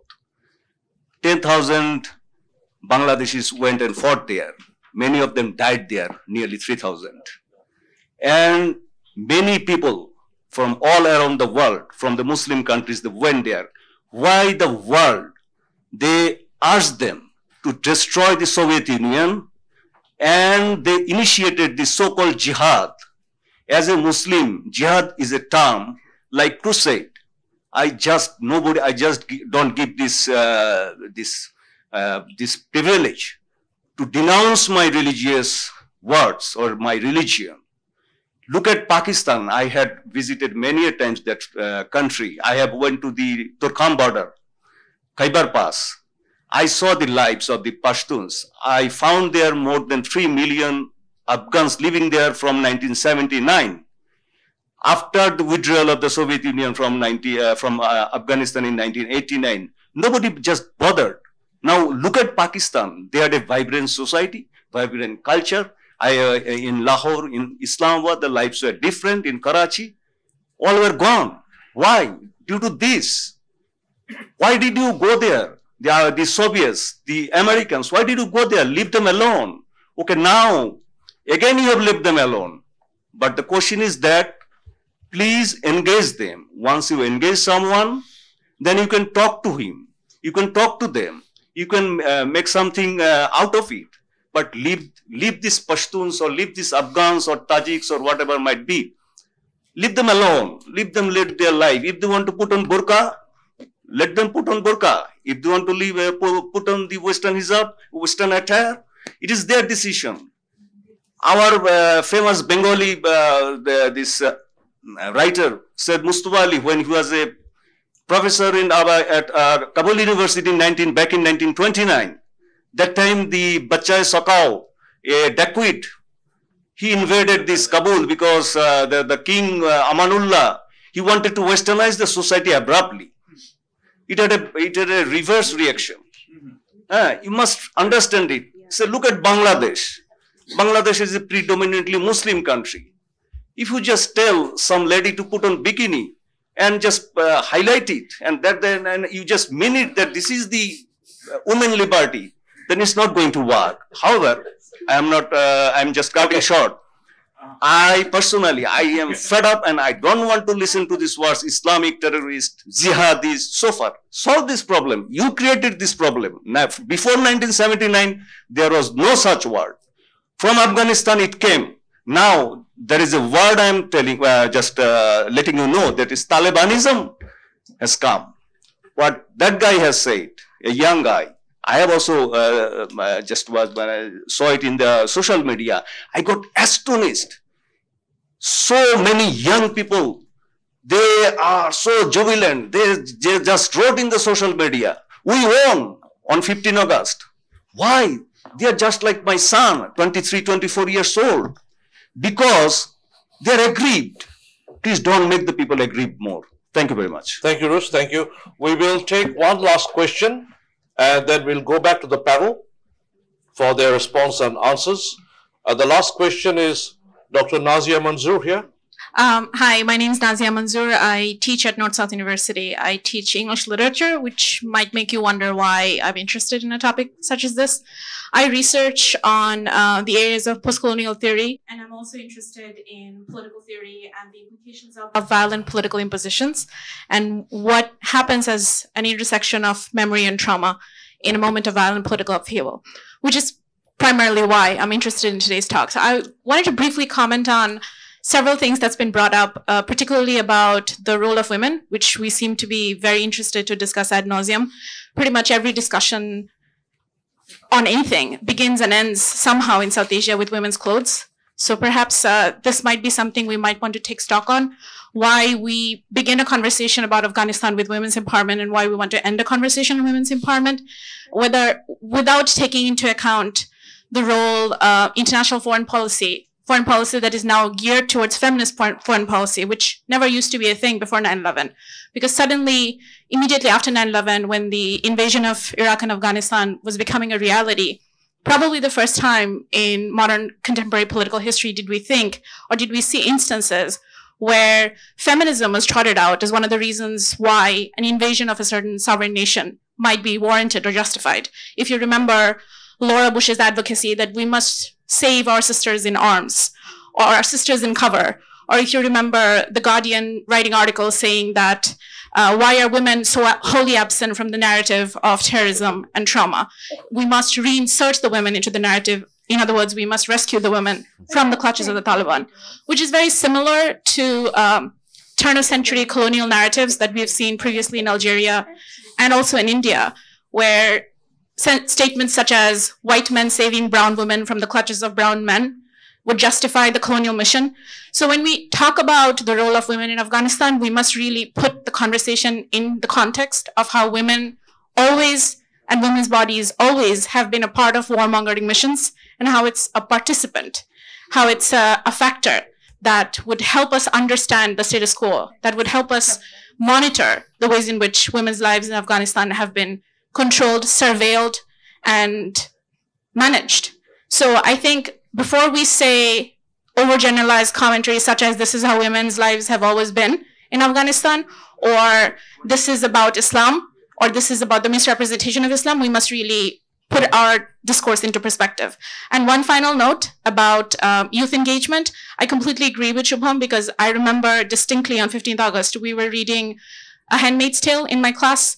And just the day before, when we were having this discussion in the classroom, that's by Margaret Atwood, if you're unfamiliar. Just the day before, the discourse was about, oh, it's a dystopian world. It's a little, far-fetched. The day after 15th August, when we met for class, the discourse was, wow, this is real, because this impacts us, this impacts people like us. And so many people on social media were joyous and celebratory of Taliban's win. I have students who've lamented and spoken out in distress of seeing their comrades, friends, speak out in tones in support of Taliban, in support of Taliban takeover. So it's a real world dynamic that we must take into account before we pontificate and theorize as though we're not talking about real people on the grounds. So, thank you. Thank you. We have come to the end, but I can still accommodate you for one last comment or question. I'm from Islamic University of Technology, which is a subsidiary organ of OIC. So our university campus is in Ghazipur. Before this, I used to spend a lot of time in Mall United Nations. That's how me and Shubham we got to get connected. The problem that I've seen, in our youth engagement regarding solving this issue was that the issue of conformity. We always try to put in our own notion upon people. Like after I have been to a series of time in my university in IUT, I have got to engage with a lot of Afghanistani people. Like in our university, we have around 22 people, 22 nation people coming here, starting from Yemen, Palestine, Afghanistan, and Pakistan also. So over here, when we engage with them, we get to see that, the issue of like us not being able to understand them. Like as some of the panelists have said, we are not engaging with them. Like not everyone is bad. Think about the people over here in this room. You cannot quote every person being a bad person. You need to understand what his morality is, what his sense of basic understanding is. That's how you get to judge a people. So what we feel was that, I personally feel is that we should be looking for more decentralized systems. Like I understand globalization is good. It's helping to reach out to people, giving them, a think of a proper standard. But you need to understand, not every standard is equal in each cases. Like I'm an engineering student. You need to understand that what we understand is that, standards vary from places to places. You can't basically put on the same standard everywhere. And one particular issue that I would like to put up was that, Chinese and the Chinese debt trap, we all know about it. Like, they put tons of money in particular location and they end up taking over their land, their infrastructure, and etc. So can there be ways where how we can address them to make sure another sort of like a takeover by the Chinese government over the Taliban can be prevented? Because, this sort of people, they just want freedom. We in Bangladesh, when in 1971, all we wanted was freedom. We didn't care about who was it, how was it, but we just wanted freedom. So as with my engagement, what I feel like Afghan people, they just want freedom. And we should move towards a more decentralized system or decentralized world than just ushering globalization. Thank you. So we will start in the reverse order for your response and answers. So how much time do I have? 3 minutes each. I'll be answering a few questions because again, I'll be leaving it to the rest of the body, the other two panelists. 3 minutes are starting here. So I'll first answer the ubiquitous American, who's more Bangladeshi than most of us, Dr. Forrest Cookson. So everyone's favorite American. He's quite right in terms of basically number one, that again, it is not feasible, economically feasible to extract much of the mineral resources on paper. At least you require 7 to 10 years if the conditions are right to extract them. And only if the prices in the market go up. So that which is not feasible now might become feasible later, but that is for the future. And number two, of course, United States withdrawal from America might sound bad on paper, but if I was an American policymaker, I'd be clapping myself because what have I done? I've set up an explosive grenade and I've just tossed it in a region which I consider as hostile. Who's going to go down under? Central Asian republics, very close to Russia. China, all the better if there's instability in Xinjiang. Pakistan, there is a relationship, but even if they're very close with the Chinese. Iran. So again, Americans is a masterstroke. If you are cynical, you say it's a masterstroke because it has led to greater conflagration in the region. Number one. Number two, there was another question about, again, Russian involvement. So the Russian involvement with Taliban, Russia is a civilizational state, just like China or Iran or India. So it has its own unique way of dealing with this. Remember, the US invasion of Afghanistan would not have been successful if it did not get cooperation from Iran and Russia. and not to mention also Pakistan. And in this case, through the Shanghai Cooperation Organization, SCO, it is playing a role in engaging with the Taliban. But again, the Taliban themselves don't have complete monopoly of power. It is a centrifugal power. And again, there are many groups and subgroups over there. And what we forget is it's not a Pathan story all the time. There are Uzbeks who are supported by Uzbekistan. There are Tajiks who are supported by Tajikistan. And again, remember, there are more Tajiks in Afghanistan than in Tajikistan. There are more Tajiks in Russia too. Now, in this case, each of them will be working over there. And there was also a question over there. Russia has a base in Tajikistan of 6,000 soldiers. And in Tajikistan, one of the poorest countries in Central Asia, there is a problem of, again, extremist groups spilling over. So again, Russia would be playing a vital role in terms of providing security coverage if things go well, but it remains to be seen. Same to be said for Pakistan. The third issue, and I think I just have 1 more minute. We are always saying Afghan values. Wake up, people. There are nothing called Afghan values. They are Pathan values. Pathans identified themselves as Afghans. The others were Tajiks, the others were Uzbeks, the others were Hazaras. And also, women's conception of culture, women's conception of covering. The Hazaras have a different concept of covering themselves up. The Wahis in Badakhshan, Ismailis, the Nuristanis, the Aimaks, they have different conceptions. Even the Gilzai Pathans, they are different from they're the southern Pathans, they're the rural Pathans. Their values are different from the urban Pathans. So again, we cannot conflate everything. One size fits all. We are following the same Western stereotype. And last but not the least, again, whether a woman wears a bikini, a burkini, a abaya, it should be her own choice. And again, the case of Malala Yousafzai, we should not forget. And I do understand possession is 9/10 of the law. But we have also seen nobody rules in Kabul for long. And if Afghanistan unravels, it is bad news for the entire region. And just going back, and before handing over the mic, because nobody wants to give over the mic, one last thing. How does it impact Bangladesh? Go back to 1757. Why did Nawab Sirajuddaula lose? Because he was worried about Ahmed Shah Abdali. Afghan was raiding in India. Muslims kill more Muslims in history than Christians or Jews or Hindus. And at that time, Nawab Sirajuddaula was keeping more soldiers on the Bihar border, so he could not compete with Clive.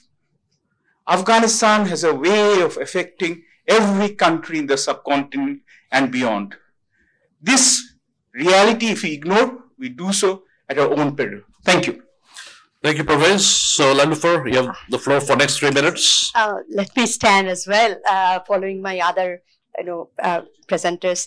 Actually, Parvez has made my job much easier, and also I thank you very much for pointing this out. Yes, recently we have seen that, instead of, white men saving brown women, the idea is that white women are the saviors of brown women, and that is fundamentally problematic. It should be my choice whatever kind of attire I'm going to wear. And in terms of South Asian idea of purdah or veiling, remember in 100 years back the idea of veiling was practiced by rich Muslim and Hindu families, because there were no they did not let their women to be to be out in the open and to be a matter of staring at by other non-elite people. So the idea of veiling, idea of purdah, this has changed over time and in different culture. So why are we talking about universalization or creating a singularity in the name of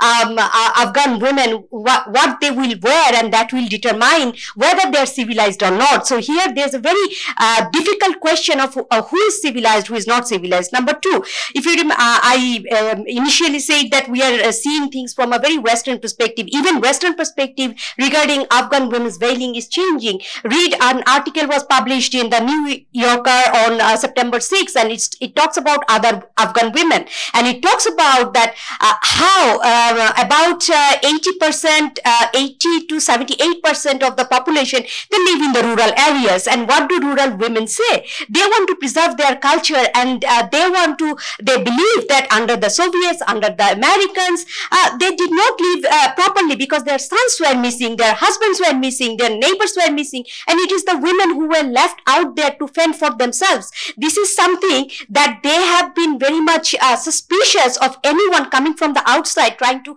control their territory. So what are those women's perspectives? The New Yorker article, which is quite a big read for 10 to 13 minutes, that clearly says that they are happy under Taliban. Remember, I'm not supporting Taliban in under any condition. I'm just talking about the perspectives given there. Not only the New Yorker, but there are some other, I think the Atlantic also published something similar to that line, that what do these women want? And I was just, a tweet was there, I think just 3 days back, which says that now majority of the Muslim MPs are in Greece and they are en route to Canada, whereas while they were in Afghanistan, remember, the parliamentarians are urban-based representatives, and the Afghan parliament did not function most of the times. So what do these women do when they were parliamentarians? Their tasks are very much questioned, and all of these things we need to take into account. So enough about women's issues, because as a woman I always have to answer this question. There were several other interesting questions, and one thing I'd like to add, that Westphalian state model is something that has been imposed on Afghanistan. And even during the First World War, if you read the history, that French people, they did not have any idea of the border. Only during the wars in different European countries, the idea of border came to people's mind. Yes, this is what we have to defend. So the concept of nation state, although coined in 1648, it is very new to even many parts of South Asia. In the bordering area of South India, Bangladesh, Myanmar, it's often very convoluted. People living there, they do not know which part they are living in. And then again, another question was about Bangladesh. Can Bangladesh play as a soft power player in Afghanistan? I think it's too early for Bangladesh to venture over there, because Bangladesh has a very good record of working there through BRAC, and a couple of my friends, my colleagues, my students, they have also worked there. But now I think it is we need to wait and see. And of course, I agree fully with Shafkat and Parvez about the rising threat of violent extremism. We are downplaying this, believe it or not, because there are digital extremists working in Central Asia who are, alluring people through different digital means. And, I think in September 2020, there was a rapid survey on joblessness of women by PPRC and BIGD, and they coined a phrase which I love to quote: feminization of joblessness. This has happened in Bangladesh. A number of women who have access to technology, and the female entrepreneurs, how they have lost their jobs, and who knows that they will not be recruited because they receive a kind of agency.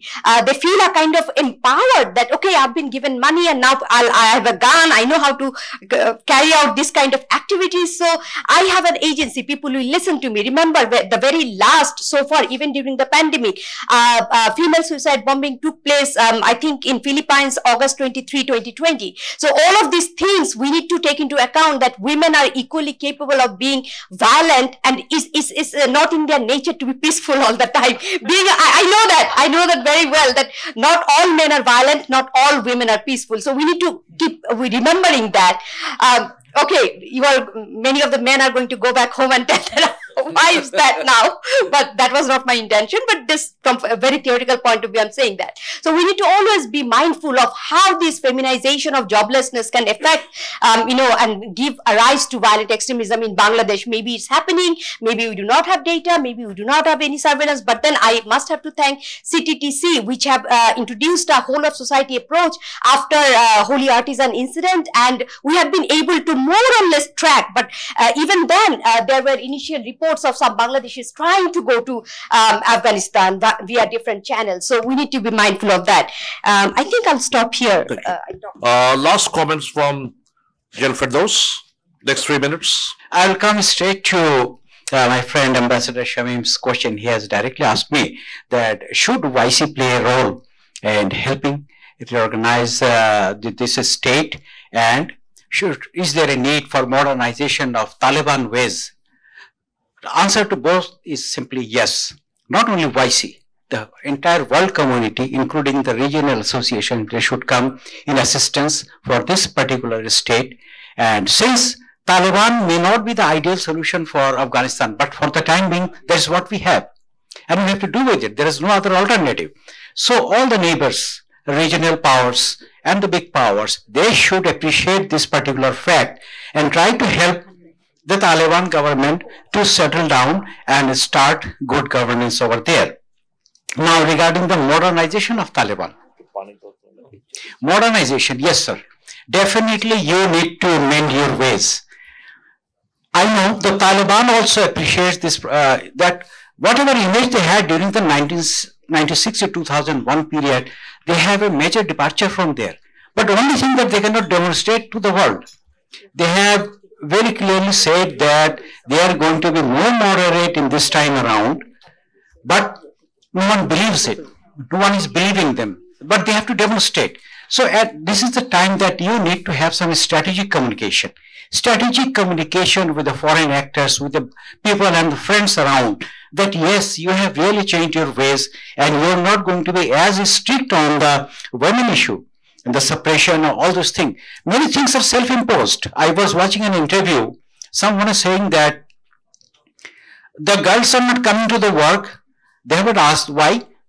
Well, we don't feel like going. Why? Because they think that there may be a Taliban reprisal against them. But the Taliban said that we have not stopped doing this thing. But what they have done, that in the university they have said for the time being there will be separation for the girls and for the boys.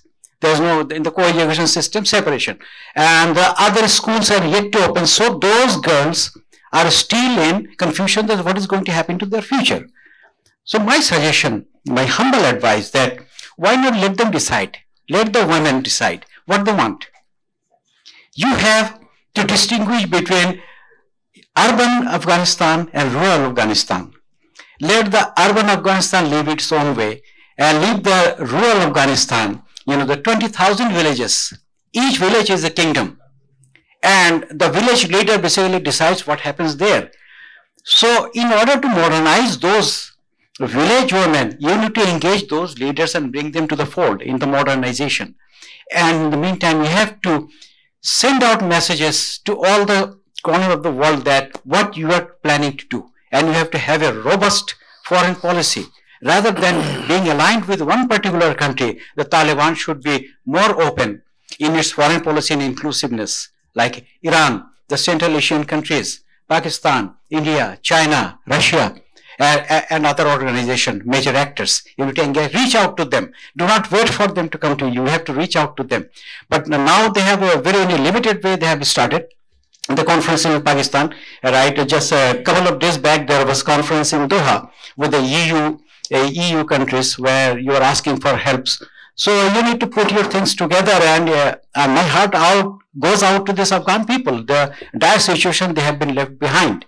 Like Professor Abbasi, what he has said, that it was like a grand husband launched in the backyard and taking care of so many of its so-called enemies together. That may be true, may not be true, I'm not very sure, but Afghanistan in the middle of it. You have to sort out your problem, reach out, and wish you all the best. Thank you very much. That brings us to the end of the very rich discussion we have had this afternoon. It is not possible for either me or for Zafar to summarize, because the discussion has been so rich and varied. But you will see much of the proceedings in the press. All I can say is that Afghanistan is a developing story. It is not possible to assess the complexities of Afghanistan's situation within 100 days. We need to watch it very carefully, because whatever happens there has a direct implication and bearing on South Asia, Southeast Asia, Central Asia, and beyond.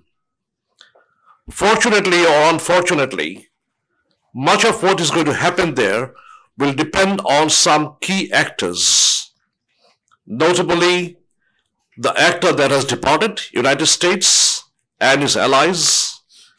A major actor is now coming from Beijing. We have a direct role and play by Pakistan. Other actors who are trying and jockeying into their positions or repositioning themselves are the Indians and the Iranians and many of the Central Asian republics. So we have a whole scenario which is in a flux. The fluidity of the situation makes it difficult to assess from outside, but it is important for us in South Asia in particular to understand the complexities of the development. I also take note of Mariam's remarks about the role of the South Asian organizations, what kind of role they can play, or the regional organizations, what kind of role they can play. Certainly, Afghanistan should not be seen in the hyphenated relationship of India and Pakistan rivalry and conflict. That is not conducive either for the Afghans or for the South Asians. We need to see in a holistic manner because it has direct implications not only on the security of South Asia and beyond, as our speakers have very rightly pointed out, it has implications for its geoenergy. It has implications for its geoeconomics. It has social implications. It has violent extremism implications. So the question of Afghanistan is very large on the canvas, but it is complex. I would like to thank our panelists today that they were able to address many of these questions within the very short time that was given to them, but a richer response came from you, the audience. I thank you for that. This is a conversation that will continue. With that, I now hand it over back to my co-host, Zafar Soban from Dhaka Tribune. Thank you, General Mayor. There's not a great deal to add here. I would also like to reiterate my thanks to the panelists and to all of you who've taken the time to join us. I think this has been an extraordinarily rich discussion, and being the nature of the subject, of course, as has been mentioned by a number of people here, even with the richness of the discussion, there's much more to be discussed, and as my co-host has mentioned, I think this is going to be an ongoing and continuing conversation. I think in an attempt to sum up, I could say that one consensus we may have reached this afternoon is that whether the Taliban takeover has been good or bad, we all recognize the fact that at this particular juncture in time, we cannot abandon the Afghan people to their own devices. And if one is not moved by the impending humanitarian crisis which is about to unfold, if not has already unfolded, we certainly need to take into account the potential for instability which can actually extend from Afghanistan as an epicenter. And I think one of the things I'll say in closing is that we should understand that, Afghanistan is not an island at all, okay? And it's very strange that such a remote, mountainous, landlocked region of the world should actually have such influence over geopolitical affairs. But I think as we move in the 21st century, 2022 is just around the corner, we're moving into increasingly fractious and volatile in bellicose times. We see various players on the international stage moving away from cooperation and towards a more confrontational stance. We see, I wouldn't say sabers being rattled, but I think confrontation is the right word to use. And it seems that Afghanistan, because of its unique geographical location, is very much going to be caught up in this. So when we talk about Afghanistan, we cannot just talk about Afghanistan in and of itself and Afghan people in and of themselves, but we actually have to look at it in the context of geopolitics. And I think in conclusion, I just want to reiterate what Pervez said, which I thought was a marvelous coda to our conversation, where he said that however complacent we might wish to get, Afghanistan has a way of impacting all of us, whether we know it or not, and whether we like it or not. So on that note, thank you very much. This has been a marvelous discussion. I want to thank BIPS, our co-hosts, for being the animating partner here, and I would invite all of you to continue this discussion outside. Thank you very much. Thank you, Zafar. Before we end, I will request all of you to join me in thanking our panelists today, and thank yourself.